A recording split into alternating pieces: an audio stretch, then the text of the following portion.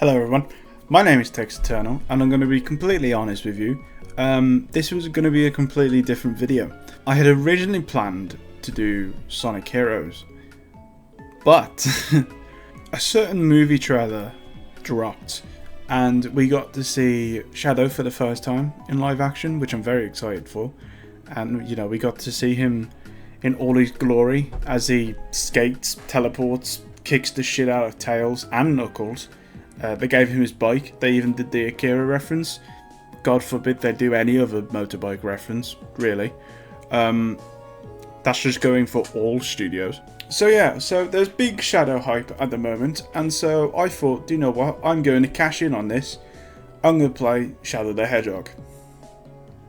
I'm questioning my life choices. Shadow the Hedgehog was introduced in Sonic Adventures 2 as Sonic's counterpart, and after a return in Sonic Heroes, Sega decided it would be a really good idea to give him a game, which is understandable. Big fan love from a main character in the series. Why not give him a game?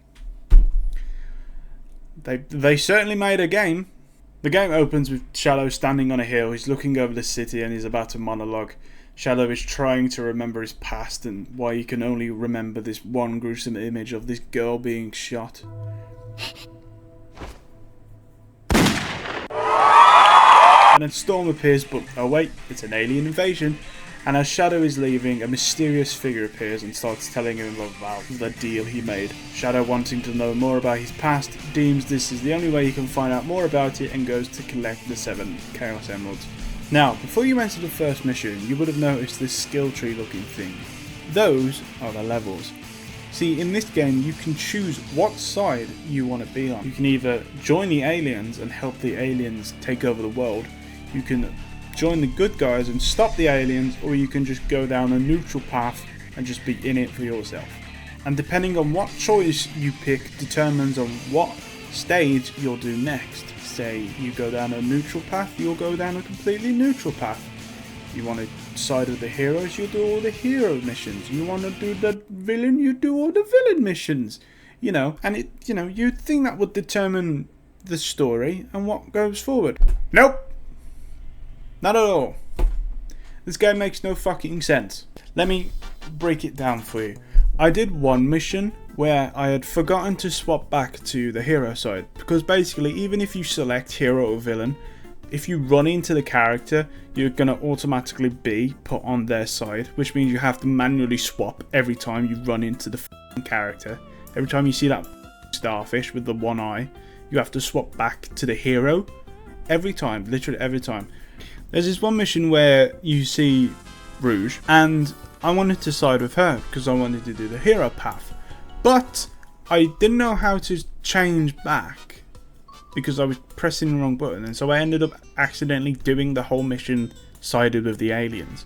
So it's like, oh, okay, well, the next mission I'm gonna have to, be with the aliens, aren't I? Oh, okay, maybe we can change it further down. No.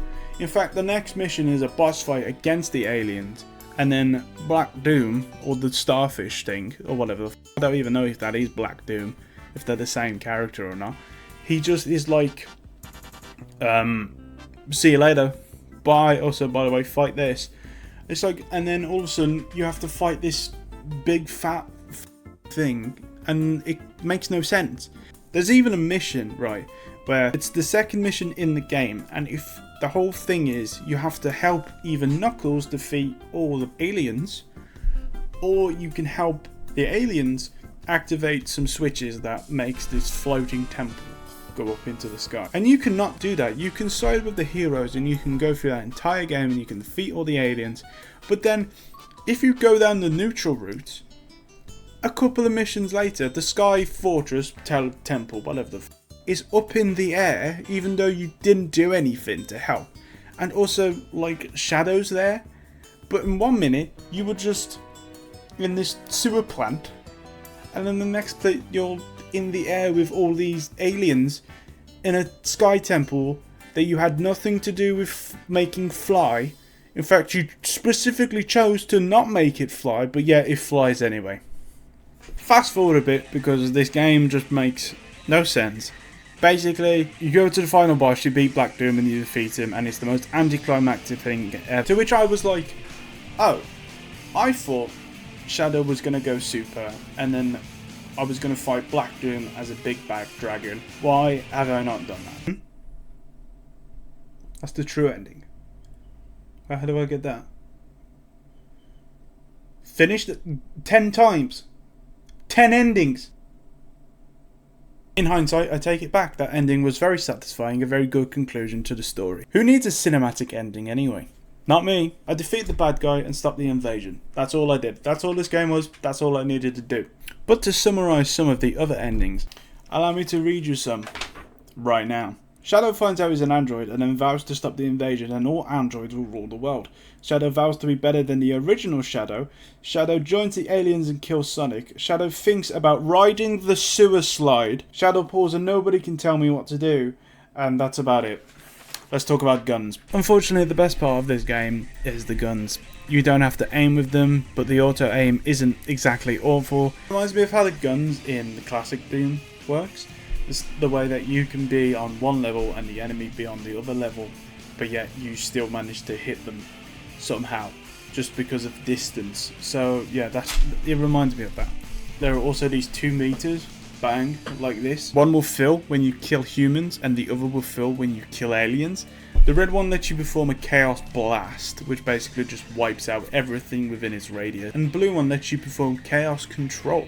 And that is essentially a level skip. Makes you fly across the level, breakneck speeds. And okay, so now you're thinking to yourself, Text Eternal, you clearly have a not very nice opinion on this game, about this character that you love very dearly.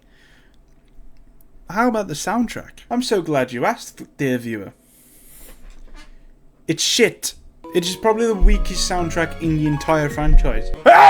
That sneeze was stronger than most songs in this game. Now, I will die on the hill that Sonic soundtracks are the best bit about the Sonic games. But I am man enough to admit that when a soundtrack is whack, it's whack. And this is so whack, it's whack as shit. So, conclusion, I really want to love this game. I really do. And it's not one of those cases where it's so bad it's good. It's just bad. It's just so bad. And it's really sad. But I know deep down the edgelord in me loves this game. But to give you a final summary of the game, please listen to this door opening sound effect.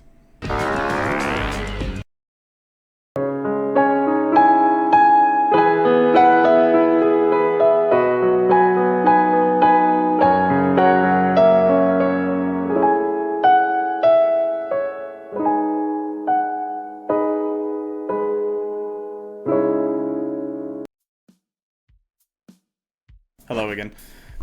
So yeah, that's the end of the video. I'm sorry if you like this game, both in the fact of my opinion, and I'm just sorry for, pity. I will be making the Sonic Heroes video. Just give me some time, because I don't know how to approach it really, because there's a lot of stuff to do in that game, in terms of both characters and my patience. So yeah, so it might be a little bit until another video comes out for me, but I've got a few more videos planned on the way. If you want to stay tuned for that, make sure you hit that subscribe and bell. Also, if you're excited about the film, leave it in the description. Not the description. Leave it in the comments, because I'm very excited for the film, regardless of the fact of how I feel about this game. I am very excited. I do think, though, I said it earlier, I do think Christian Bale should have been playing him, though. I feel like he's got a voice. I mean, even in this game, Shadow sounds like Patrick Bateman. So, to me, it just makes sense. But I don't know if they don't want the whole, like, him being Batman and also Shadow, there's that correlation. Also, I have an Instagram now, and I'll put it in the description. For you all to go and follow if you want to follow. I haven't posted anything on it yet, but maybe I will, maybe. So yeah, anyway, this has been Shadow the Hedgehog. My name has been Text Eternal. Goodbye.